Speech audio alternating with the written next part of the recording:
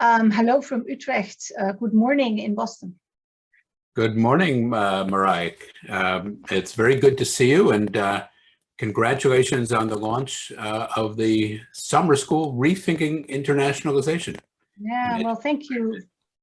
Thank you, Professor Kirby, Bill. Thank you for being with us in this session.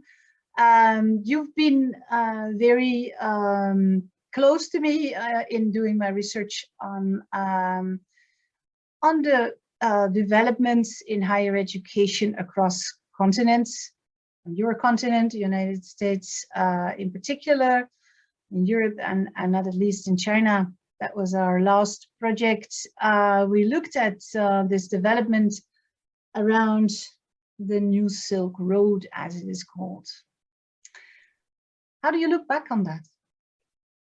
Well, I think it is one further strand in the internationalization of higher education.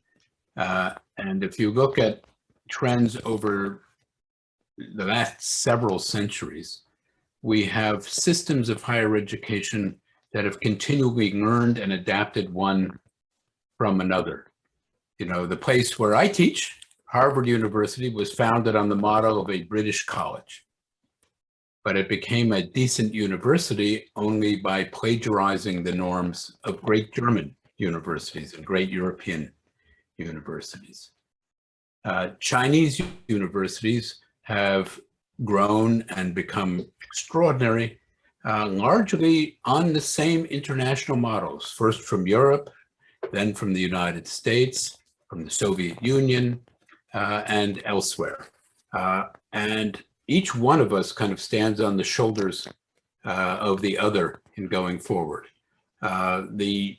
What was interesting to me about the findings of our book on the New Silk Road was that there is no, at least my conclusion of it, but I think the consensus, there's no absolute new model of a university that comes out of a geopolitical strategy such as the New Silk Road or the Belt and Road Initiative. And while China is feverishly engaged in, for its part, in partnerships with universities all over the world and in the developing world, the universities by which Chinese universities measure themselves are the great ones in Europe and North America and in Japan and in Australia and just a few other places. So we're part of an interconnected world of universities, and the Silk Road really shows that the connections, the strongest connections, remain not on the Silk Road, but over it, between Europe and Asia. Thank you. And well, it's been a while ago, I think some 2 years now, that we were engaged in that project. If you put those notions in the current context, what has been changing, what is changing, and what is perhaps ahead? Well, what is most changing is what it would be most endangering of the future excellence of universities anywhere. In making the point that we have learned one from another, it's a process of competition and cooperation that has strengthened each system of higher education over time. And anything that cuts off the connections between, for example, Europe and North America, Europe and China, China and the United States, Japan and elsewhere, India and elsewhere, this diminishes the capacity to learn and to grow. So, for example, here at Harvard, the largest number of our graduate students from any single country come from China. And the efforts of the previous American administration, happily rejected by the new one, were to diminish the number of Chinese students coming to the United States in graduate programs. But we choose our graduate students from China and anywhere else simply on the basis of quality, not on the basis of nationality. And if we are not able to get and recruit to Harvard, to its student body and to its faculty, the best talent that it can from anywhere in the world, then this becomes a less good place and a less competitive place. And the same as, several years ago, we were on a great set of experiments of international higher education in China itself. NYU Shanghai, Duke Kunshan University, Ningbo and Nottingham University, Liverpool, Shanghai Jiaotong in Suzhou, and others. That seems to have come to a halt also in terms of encouragement from the Chinese side or willingness to participate from the international side. All of those programs are very good and thriving, but we don't see new ones developing. And so it is in no one's interest, certainly not in the interest of great universities, to limit what they can do with their international partners. And any action on the part of any government that does that actually hurts their own higher education sector. So you're saying we have always benefited from other systems, models have emerged and evolved over time, standing on each other's shoulders and building more collaboration for excellence. And this is now a danger. That's what you're saying. Why? Sorry, why and how? How to put it? I think just and that's on the European side. I think European Union internally has become more and more collaborative, with the great Erasmus program and so on. With the exception of our British friends and Brexit, it has become a much more collaborative and interacting sector, and so a continent-wide set of programs in higher education.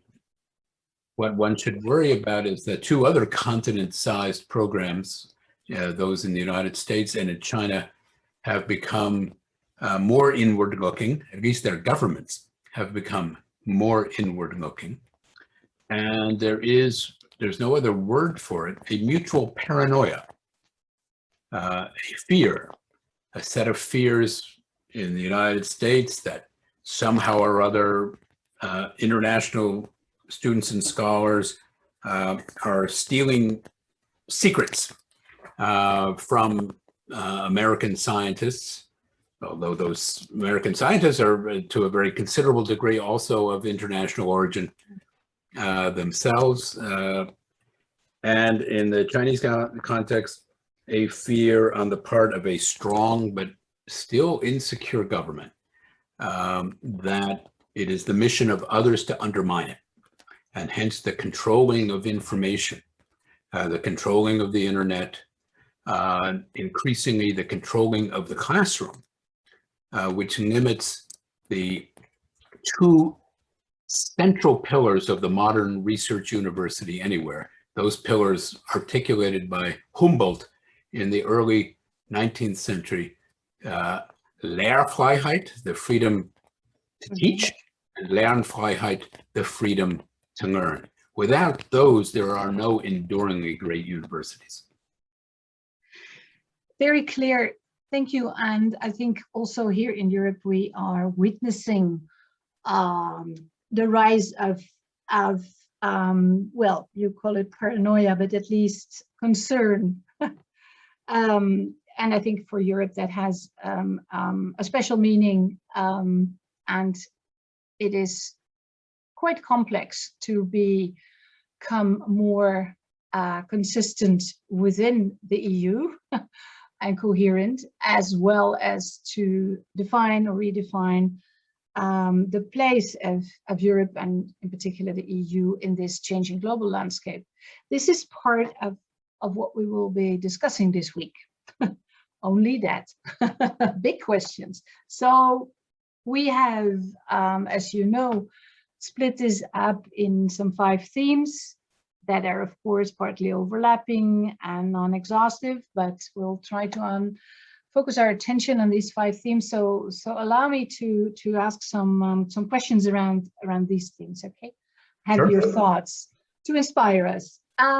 So the first theme is closing the knowledge gap. I think we are well aware that here in Europe and probably more widely in the West, we need to enhance our understanding of emerging regions, in particular profiling countries like China. What are your thoughts and how?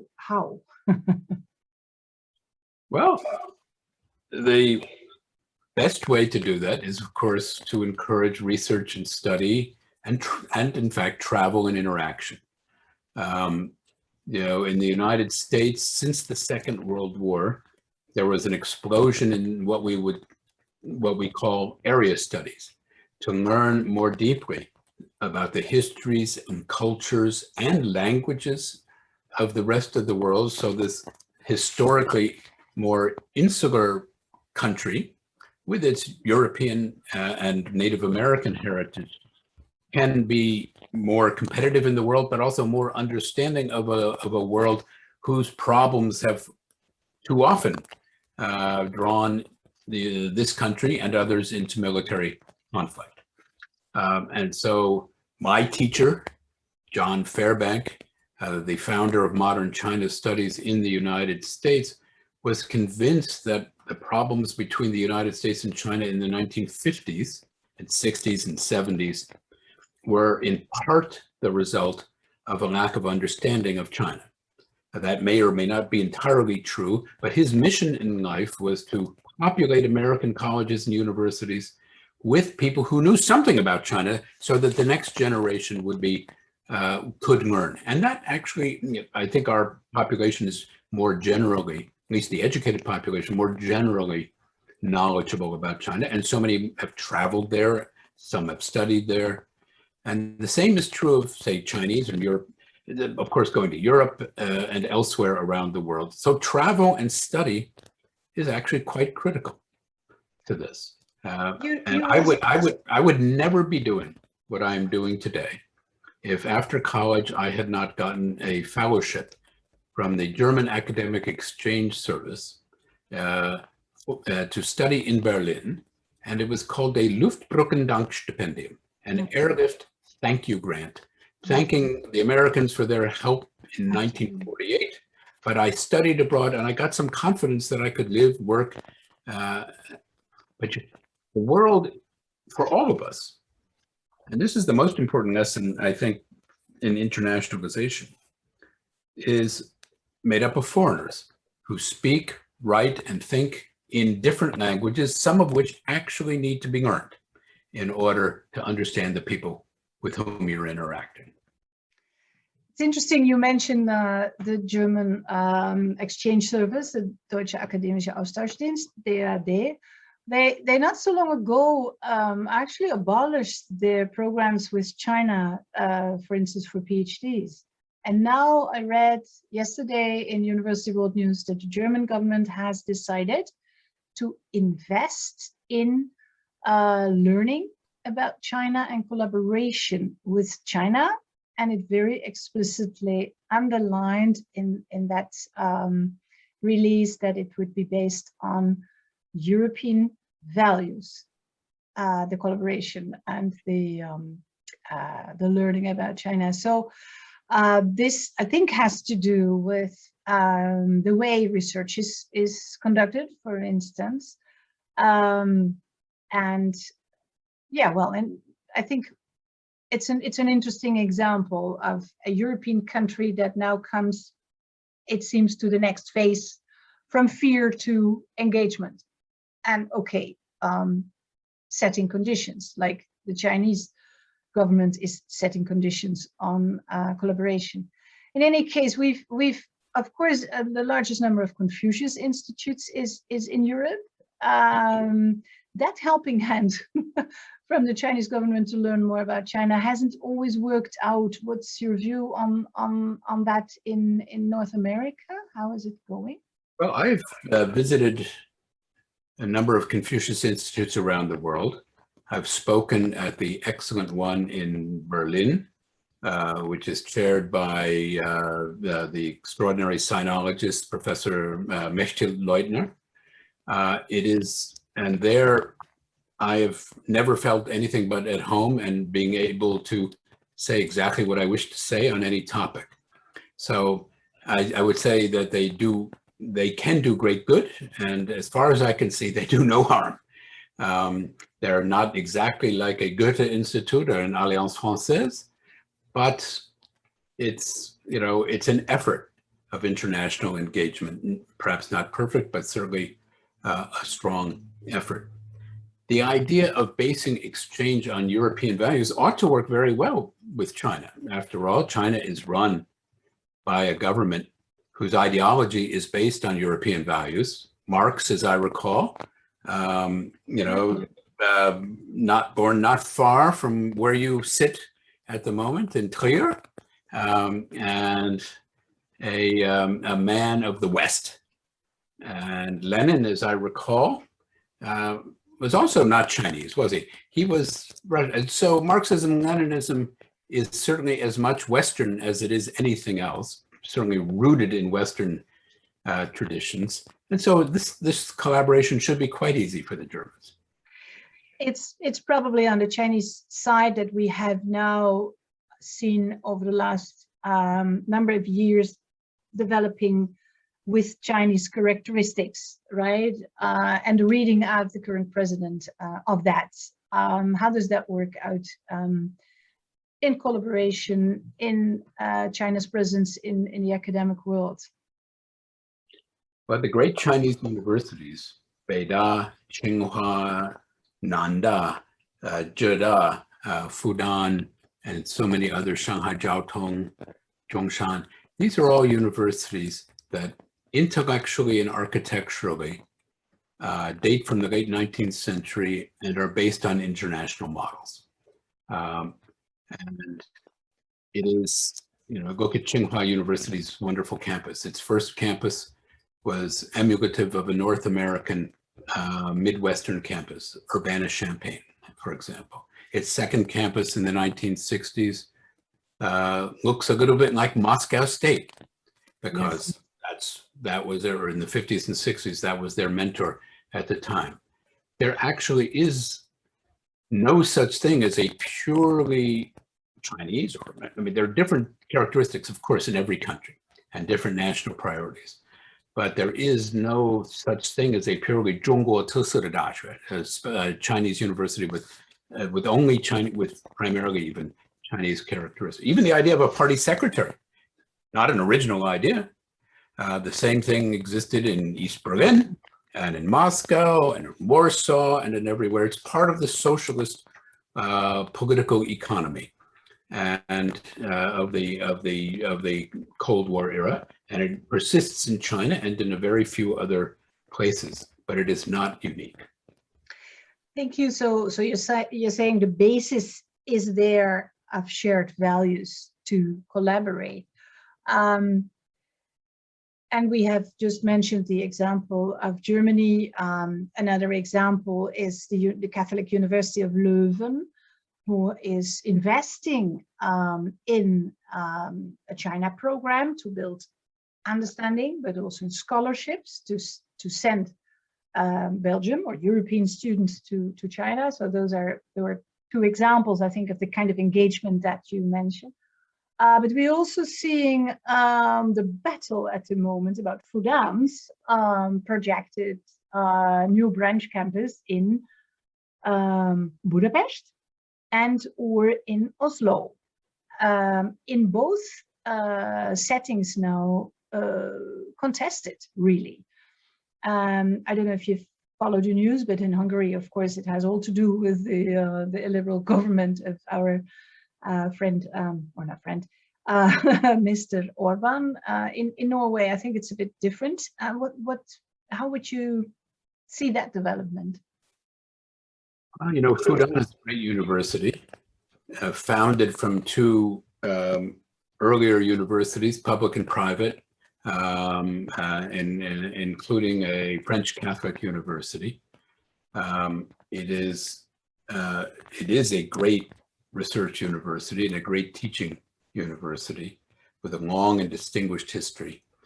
And so I think one should try to separate out what is it that Fudan is trying to do as a Chinese university seeking to establish a presence in Europe, which I think is a terrific idea, and separate that out from Mr. Orban's and his government's attitude, for example, toward the Central European University or other, and perhaps they're not separable in the politics of Hungary. I can understand that, but I think one should think many times before criticizing the idea, if American and European universities can establish presences, offices around the world, why not Chinese universities?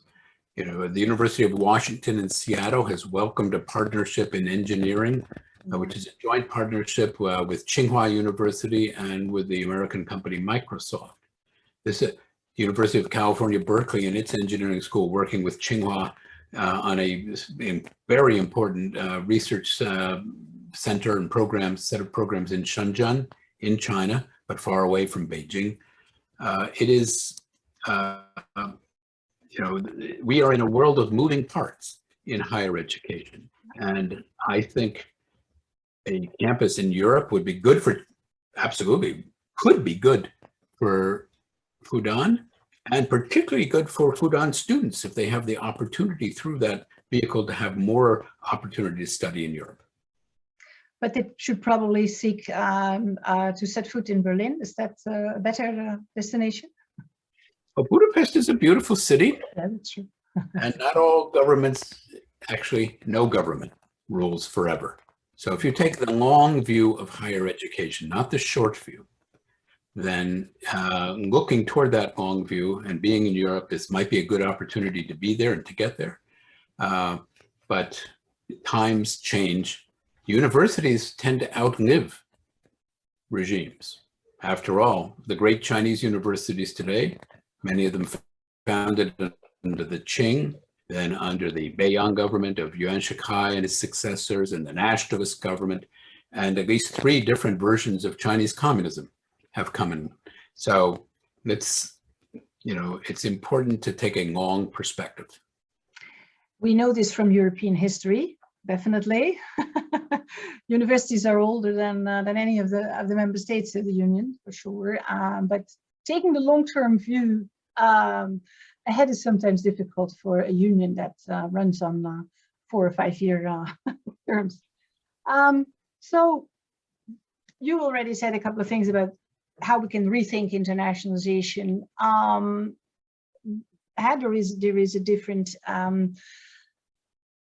There is a different balance, perhaps, or a kind of rebalancing going on. We can now expect, for instance, as you said, universities to come to Europe instead of European universities going to other places in the world.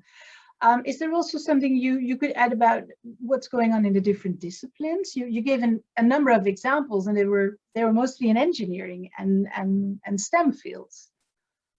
Good question. Very, very good question. And that's actually why something like, in language and literature and so on, things like Goethe Institute, Alliance Française, ideally also Confucius Institutes are good things, not bad things, because the international world of scholarship is more borderless in the natural and applied sciences than it is in the social sciences and then in the humanities.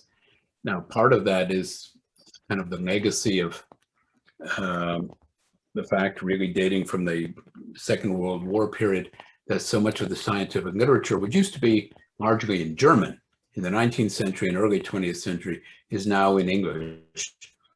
And it is on the basis of English language journals that scholars in the sciences and in the hard sciences and applied sciences are largely known and promoted and so on. It's much less so, and it is a greater challenge in areas of history or literature and so on, where I assume that the greatest books in Dutch history are written in Dutch. Great German works in German literature are written in German, and so it's a challenge for us to be multilingual and connected at the same time. It is why it is so important, particularly for in Europe a little bit less important because of the close proximity of different countries with different national heritages, one to another, and a stronger teaching of foreign languages in Europe than it is in North America or in Asia. And in the case of North America and Asia, it's always a struggle to get true fluency in foreign languages. But if you look at what young people, even coming out of high school now in China, know in terms of English, it's really quite remarkable. And here in this country, despite various tensions, Chinese language remains an extremely popular topic in high schools and in colleges. And it's not the least because the smarter, perhaps more entrepreneurial of our students know that part of their future lies in a future that is dealing with China. Thank you. And this brings me to the last question about students and how to engage, not only how to engage them, but as a student, how to engage yourself with a view to this new context and to this agenda. So probably you want to say another few words about that to our students and the participants in the course. And of course, we know that what we expect from them is to help us build the agenda that we want to discuss in the conference in November. An agenda for research, but as well an agenda for university policies. So could you end perhaps with your idea on that?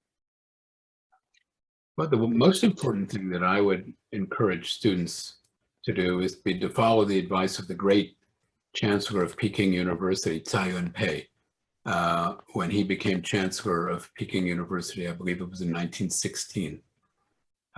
He said, you must pursue an education with a worldview, a 世界观的教育, an education with a worldview. Be cosmopolitan. Of course, every one of us is rooted in a home culture and a home language, in a home family, indeed. And at the same time, the more adventurous one is, the more international experiences you can have, the more places you can visit, you get a perspective on things that you do not get at home. And you can begin to meet what is, to my mind, always one of the most difficult challenges intellectually. How do you see your own country as other people see it? And if you can do that, you will have achieved an important level of internationalization as a scholar and thinker and as a global citizen. Thank you so much. I mean, this is